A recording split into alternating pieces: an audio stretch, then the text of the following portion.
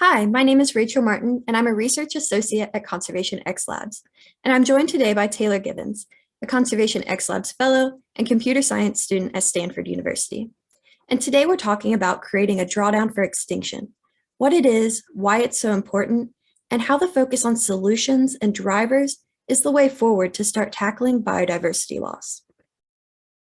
Conservation X Labs is a technology and innovation company with the mission to end human-induced extinction.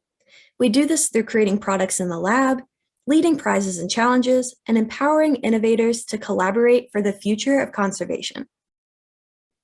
Now, as many of us attending ICCB know, the planet is in the middle of a period of extraordinary change. A sixth mass extinction, the first in Earth's history driven by a single species, our own. Conservation is not succeeding fast enough. Extinction and habitat destruction are increasing exponentially, while our solutions increase incrementally. And as for those current solutions, we continue to fall short in our goals year after year to prevent the destruction of wildlife and ecosystems. We rely on rankings and comparisons of species by their threat and rarity, which can often drive their exploitation. We're investing time and energy into global goals without fully understanding what conservation solutions work best and where. And when these solutions are implemented, they can often be symptomatic in nature, not truly addressing the heart of what's driving extinction. But these stories aren't all we're capable of. These headlines can be changed, and we're not doomed. That's why Conservation X Labs is looking to the future into what solutions can do and working to create a drawdown for extinction, a program to evaluate, compare, and rank the most effective and efficient interventions and innovations that have the potential to curb the sixth mass extinction while meeting planetary and societal goals. To move us away from this continuous studying of the decline of species and move us toward measuring the potential of success. And this was all based on the original Project Drawdown, which Taylor's going to talk about now. Project Drawdown was started by a group of climate scientists who noticed climate change resources and initiatives lacked guidance, since there wasn't a central list or reference comparing and prioritizing climate change solutions in terms of which ones are the most successful at reducing greenhouse gas emissions. Using modeling and analysis, they created an open source list of the top 80 solutions the world should be focusing on to reduce greenhouse gas emissions by 2050. Their work and findings are world-renowned, and now they serve as a reference in terms of what climate change initiatives should be prioritized. They've published a book, begun a research lab in partnership with industry, and funds have been inspired by their solution landscapes. Some of the solutions Drawdown has proposed to help us reach net zero emissions by 2050 include solar photovoltaics, onshore wind turbines, and sustainable agriculture. And we can start finding solutions for biodiversity that are driver-focused, not just symptomatic of extinction, to get to the root of the problems and successfully find interventions.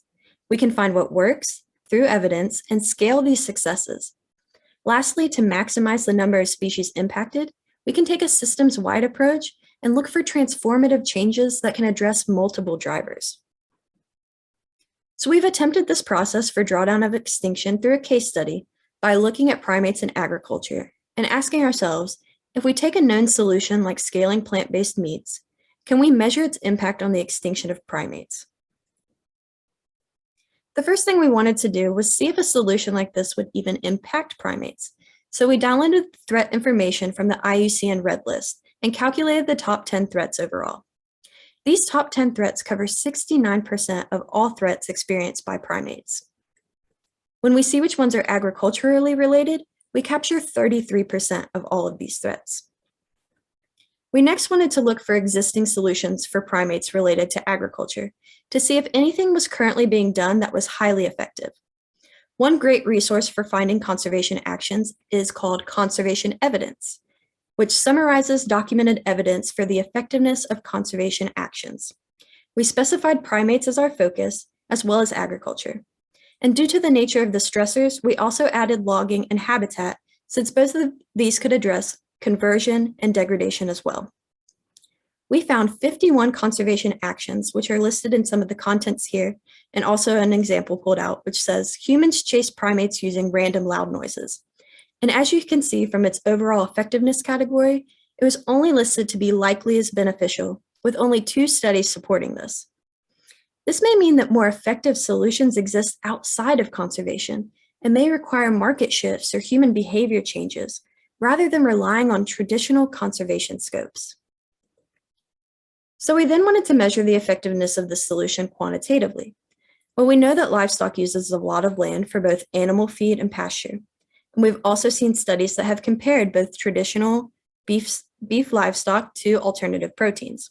One such study is Santo et al., who compared traditional beef herds to a range of different alternative proteins, one of which was cell-based proteins and plant-based alternative proteins.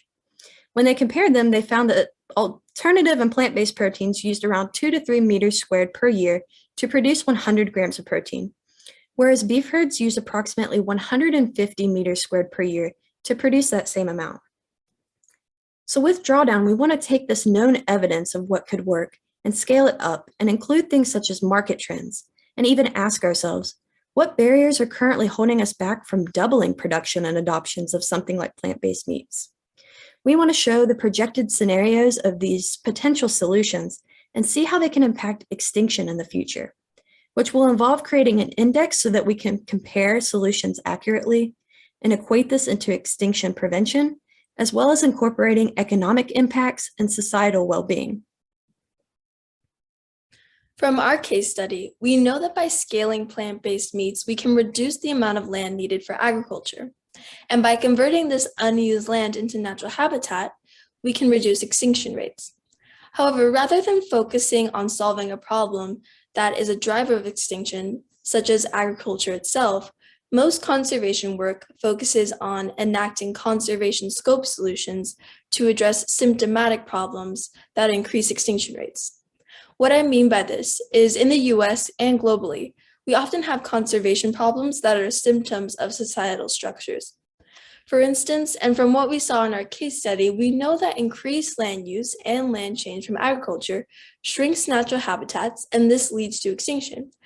Traditionally, conservationists would first promote conservation scope solutions, such as creating wildlife protected areas, which are areas of land that are put aside and meant for conservation purposes only, rather than trying to address the systematic problem itself that humans are taking up a lot of land for themselves for agricultural use.